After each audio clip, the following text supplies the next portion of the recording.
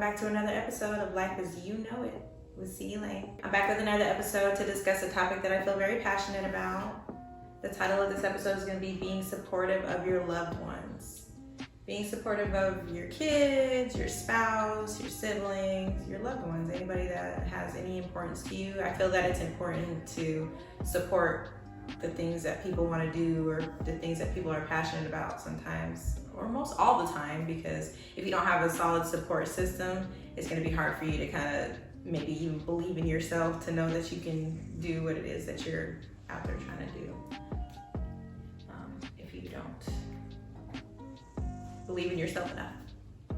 So let's start off, of course, with Webster's definition of the word support. As a verb, support means to give assistance to, especially financially, and able to function or act. To me, being a supportive parent has a little bit more depth than that.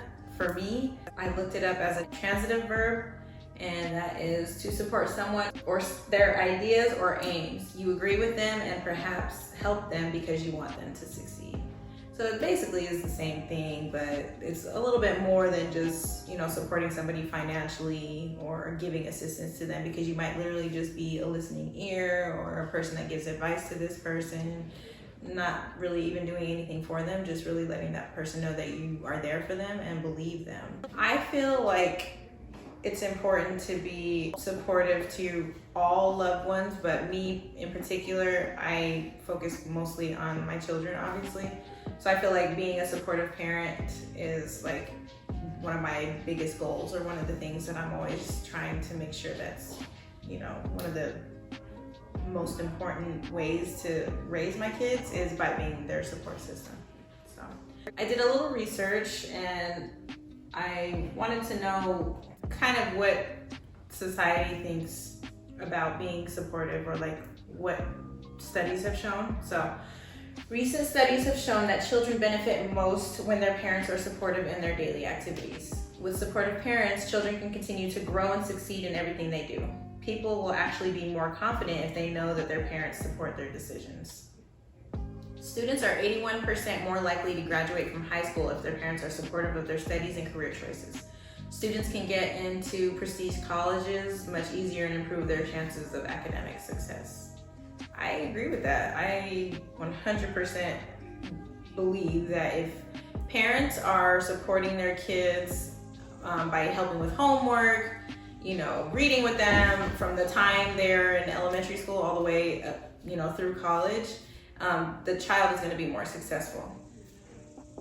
There was one point in my life personally where I believe I needed to have two jobs at this time, or it might have just been I had one job, but the hours were a little wonky for a single mom.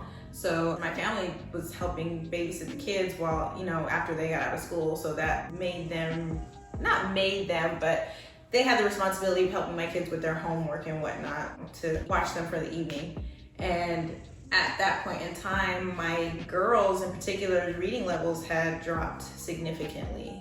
They were not on target where they were supposed to be. I mean, just in general, their academics were struggling, but in reading more than anything, their reading levels had dropped significantly. So I made adjustments to my schedule and started making sure that I was there at that homework time to make sure that I was helping them read and get the homework done. And it actually increased their reading level. So I firmly believe that you have to be there, holding your hand with the kids. Like I used to have homework club, and we would sit at the dining room table together to get homework done as a group, so that I can make sure that I was hands-on with each of them for all of their needs.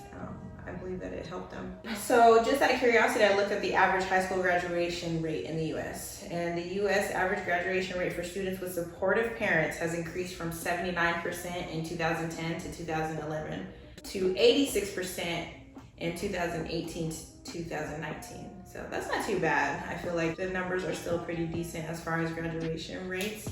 But I feel like if we had a little bit more support from parents, then we probably would have even better numbers. That's just my opinion. Side note, just got these facts from www.statista.com. Unfortunately, studies have shown that the children of uninvolved parents generally perform poorly in nearly every area of life. Okay, so we're not only talking about academics now at this point, we're talking about every area of life. You tend to find kids that turn to the streets or, hanging out with the bad crowds or the not as great crowds when they are not getting support from their parents. Support is more than just helping your kids with their homework and reading to them. Support is having those conversations when they get home from school or when you get home from work, discussing how your day was. Me and my kids are in detail, like I know their friends' names, so they can just, they don't just say my friend such and such. They're telling me, the names of their friends, and I know, exactly what it is that is going on for the day. They're telling me conversations that they're having, and I think that's key. If you have those conversations with your kids and have that strong communication line, you're gonna be able to be that support that they need. It's almost as though you're listening to them and you're understanding where they're coming from. A lot of times you may not even necessarily agree with the things that they're experiencing in life or some of the choices that they're making, but that's why it's important to be able to have those strong connections with them so that you can be able to discuss those things, to give your feedback and advice, to say whether or not you agree with the situation or what you would have done or how they can, move forward from anything. Support is just, it's a big umbrella of being there for someone. So with that being said, I was interested to know a little bit about, couples. How do couples benefit from having that support system? So couples with an equal partnership report more stability in their marriage, less conflict, less dependency, and less resentment with a good, with a good support system between the two.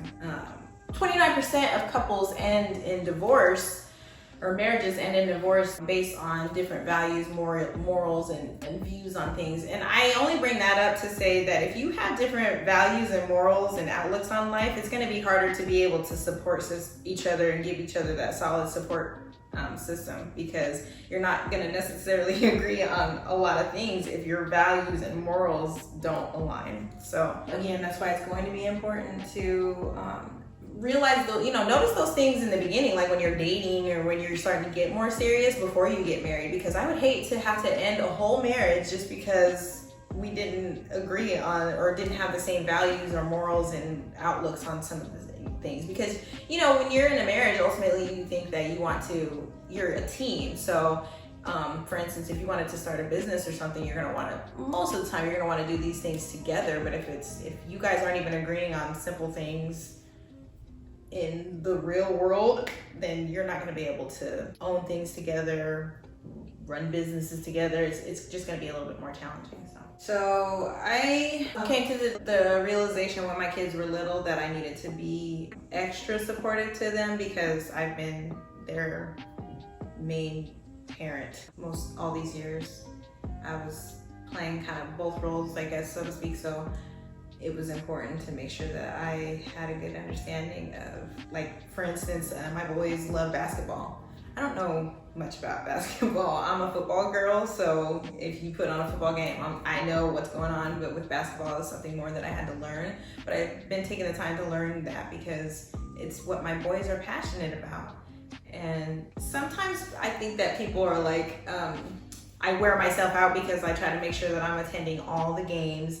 I take them to their practices, and sometimes I actually sit and watch the practices and stuff. But I think that sometimes people are thinking, like, you don't have to make sure that you're attending every single game, but I feel like it's important that I do. I try to attend as many as I can, and it's a proven fact that they're looking for, they're wanting me to be there, because I'll look at old videos from when my boys were playing, and I'll see, like, you can see my son genuinely look over in the crowd to make sure that I saw the play that he just made. So that just tells me that the kids, they need the support. As much as you want to be there to give it to them, they need it from you. They're going to work harder if they know that they're pleasing you. They don't ever want to disappoint their parents. I firmly believe that.